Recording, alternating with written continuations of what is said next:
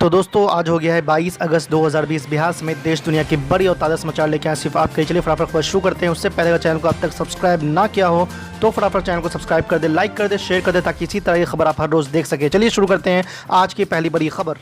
Guidelines जारी करके election commission ने दिए संकेत, तय समय पर ही होंगे बिहार में विधानसभा चुनाव। जी आपको बता दें, भारत निर्वाचन आयोग ने कोरोना काल में आम चुनाव और उपचुनाव कराने को लेकर दिशा निर्देश जारी कर दिया है। शुक्रवार को अपने इस फैसले से चुनाव आयोग ने संकेत दे दिया है कि बिहार में विधानसभा चुनाव तय समय पर ही होंगे।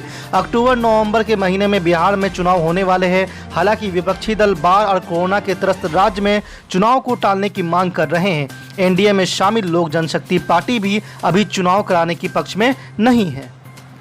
आपको बता दें कि चुनाव आयोग के दिशा निर्देश के अनुसार उम्मीदवार को नामांकन पत्र, शपथ पत्र और नामांकन को लेकर सिक्योरिटी मनी ऑनलाइन ही जमा करना होगा। चुनाव कार्य को लेकर सभी व्यक्ति मास्क लगाएंगे।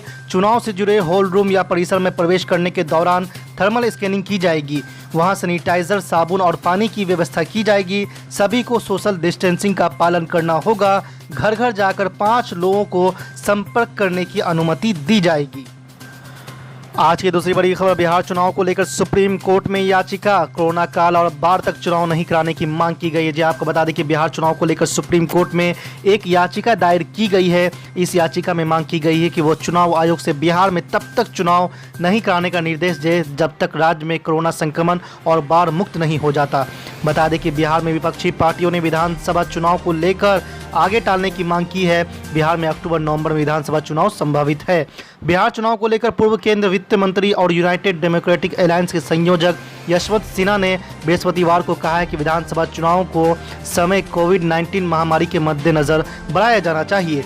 यशवंत सिन्हा ने कहा है कि बड़ी विडंबना है कि राज्य में कोविड संक्रमण के मद्देनजर कोई राजनीतिक गतिविधियां आयोजित नहीं की जा सकती, लेकिन इसके बावजूद चुनाव हो सकते हैं। उन्होंने कहा है कि मेरा मानना है कि मौजूदा परिस्थिति में चुनाव नहीं होना चाहिए। यशवंत सिन्हा ने संवाददाताओं से कहा है, मैं मांग कर रहा हूं कि राज्य में विधानसभा चुनाव का समय बढ़ाया जाए।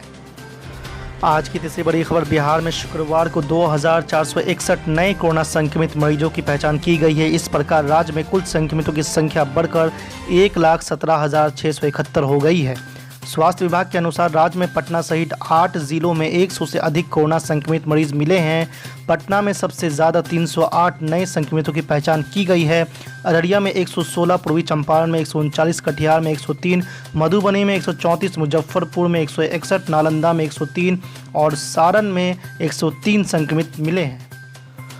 आज की चौथी बड़ी खबर, आसाम में साल 2021 में विधानसभा चुनाव होने हैं। साल 2006 में जब चुनाव हो रहे थे तो तत्कालीन सीएम और कांग्रेस नेता तरुण गोगोई ने कहा था कि बदरुद्दीन कौन है।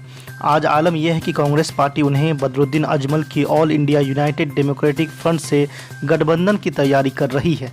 कारण यह है कि बदरुद्दीन अजमल की पार्टी ने बंगाली मुस्लिमों को अपनी पार्टी की ओर खींचा है और अब उसका आधार भी बढ़ गया है। अब मार्च 2020 में आते हैं जब बदरुद्दीन अजमल और तरुण गोगोई हाथ में हाथ डालकर विधानसभा से बाहर आए। मौका था AIUDF और कांग्रेस के संयुक्त उम्मीदवार और वरिष्ठ पत्रकार अजित कुमार भोयन के राज्यसभा के नामांकन का। अजित कुमार भोयन आखिर में चुनाव जीत गए। इस गठबंधन का यह नतीजा रहा है कि 2021 के विधानसभा चुनाव के लिए AIUDF और कांग्रेस का गठबंधन होने वाला है और जल्द ही इसका ऐलान भी होने वाला है। आपको बता दें कि तरुण गोगोई ने ही कई बार कहा था कि AIUDF सांप्रदायिक पार्टी है और वह बीजेपी की बी टीम है। उन्होंने ये भी कहा था कि बदरुद्दीन की पार्टी कांग्रेस की वोट काटने के लिए खड़ी होती है और अब आलम ये देखिए कि वही कांग्रेस बदरुद्दीन अजमल के साथ गठबंधन के लिए तैयार है। आज की पांचवी बड़ी खबर, बिहार चुनाव से पहले लगातार ऑल इंडिया मजलिस इत्तेहादुल मुस्लिमीन का बिहार में बढ़ रहा है लोकप्रियता। देखें कि AIMIM के पूर्णिया डिस्ट्रिक्ट प्रेसिडेंट ने क्या कुछ कहा है चुनाव के बारे में। बीजेपी को हराने के नाम पर ये लोगों ने वोट लेता है और 22 में 23 साल से एक विधायक है। 35 साल की करियर में 23 साल से एक विधायक है और मंत्री भी रहा है। अफसोस की बात है कि 22 में मंत्री रहा, मतलब 22 में बिहार सरकार हुआ। अमोर में मंत्री रहा, मतलब अमोर में बिहार सरकार हुआ। किसनगंज में भी मंत्री रहा, किसनगंज में बिहार सरकार हुआ। तो हमने MLA बनाया, हमने मंत्री बनाया, हमने सरकार बना कर देखा। हमारी हालत नहीं सुधरी, हालत तब भी नहीं सुधरी है। यकीनन हमारी हालत तब सुधरेगी जब मजलिस की ताकत यहाँ मजबूत होगी और सीमांचल से एक ताकत बनकर उभरेगी और पूरे बिहार में सत्ता की चाबी बनने का काम करेगा, ये MIM करेगा। और सरकार किसकी बनेगी पटना में, यकीनन ये सीमांचल तय करेगा। अमोर, डगरवा और रोटा 4% का सब डिवीज़न है। वहाँ पर सब डिवीज़न लेवल का एक भी अस्पताल नहीं है, एक भी कॉलेज आज तक नहीं खुला, ITI कॉलेज नहीं खुला, कोई भी टेक्निकल कॉलेज नहीं खुला, engineering college, pharmacy college, dental college, कुछ भी नहीं। न कि एक हॉस्पिटल भी है, एक छोटा सा हॉस्पिटल है प्राथमिक स्वास्थ्य केंद्र बायसी में, जिसमें कुत्ता काटने का और सांप काटने का तक दवाई नहीं मिलता है। तो ये तमाम डॉक्टर्स हैं, लेकिन आप जानते हैं कि हर मर्ज़ की एक ही दवा होती है। पेट का दर्द होगा तो वही दवा, सर का दर्द होगा तो वही दवा होगा। तो कोई फैसिलिटीज़ नहीं है और कोई कॉलेज नहीं, कोई टेक्निकल इंस्टीट्यूट नहीं है। यही वजह है कि वहाँ के लोग परेशान हैं और सिर्फ ये लोग बीजेपी को का डर दिखा के जो वोट ले रहे थे, आज के डेट में विकल्प है। और किशनगंज विधानसभा हमारे पास मिसाल है कि हम बीजेपी को हरा भी सकते हैं और कांग्रेस का और राजद का जमानत जब्त कर सकते हैं, अपने सीट को जिता भी सकते हैं।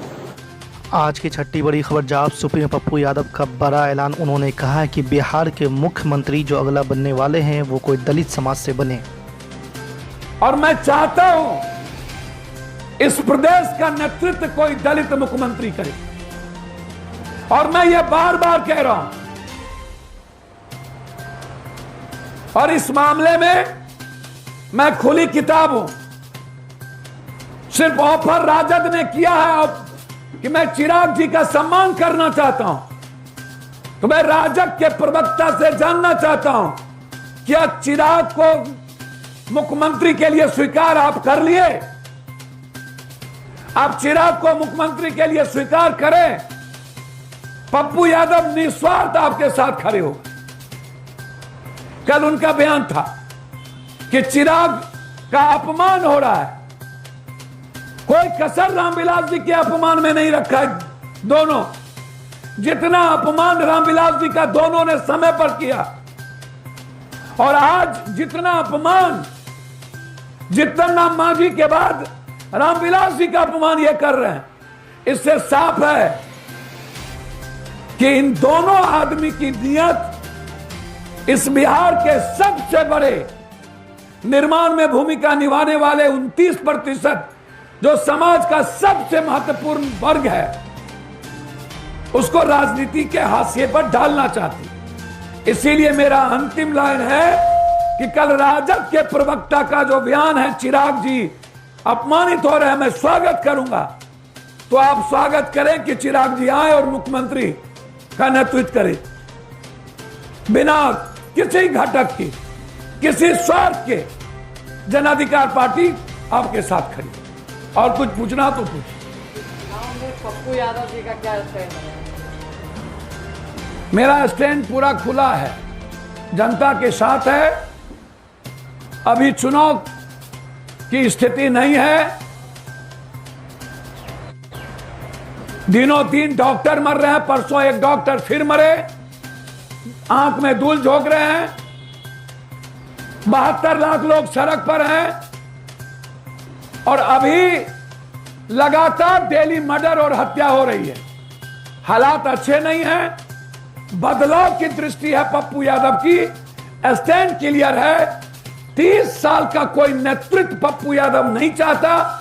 नए नेतृत्व के साथ अपनी महत्वाकांक्षा सेकेंड, बिहार और बिहारी फर्स्ट, मैं साथ खड़ा रहना चाहता हूं। एक मजबूत विकल्प 15 सितंबर के पहले बिहार के लिए काम करना चाहता हूं। पिछले एक हफ्ता से आप चिराग कर रहे हैं, पिछले एक हफ्ता से, लेकिन चिराग आपके लिए दिया तक नहीं दिखा रहे हैं। सर, मुझे समझ में नहीं आता है। मेरे लिए बिहार और बिहारी सबसे बड़ा दिया है। सवाल यह है, सवाल चिराग मेरे लिए नहीं है। बार बार आप चिराग का नाम निश्चित रूप से मैं मीरा कुमार जी का भी नाम लिया।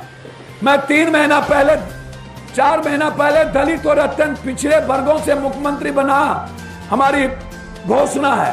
मैं जीतन राम मांझी जी के साथ जब ये संबुकबद्ध कर रहे थे तब भी हम साथ में थे। दशरथ के साथ हैं। और जब भी दलित एट्रोसिटी की बात, पप्पू यादव सबसे पहले खड़ा होता है। इसीलिए चिराग का मैं ही नहीं, कल राजद ने भी कहा कि मैं लेने को तैयार हूं।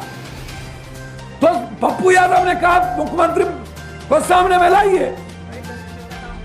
किसी ने अभी तक आपको भाव नहीं दिया। अब कौन भाव दिया, कौन भाव नहीं दिया, मेरे लिए वो सवाल नहीं है। हम बहुत रंग हैं, वो राजा है।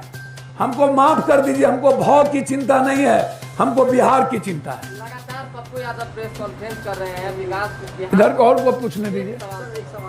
लगातार प्रेस कॉन्फ्रेंस कर रहे हैं बिहार को बदलने की बात, धरना प्रदर्शन, तमाम चीज। क्या लग रहा है सरकार आपकी चीजों को, आपकी बातों को गंभीरता से ले रही है? भाई हमको ले न ले, देश गंभीरता से ले रही है ना।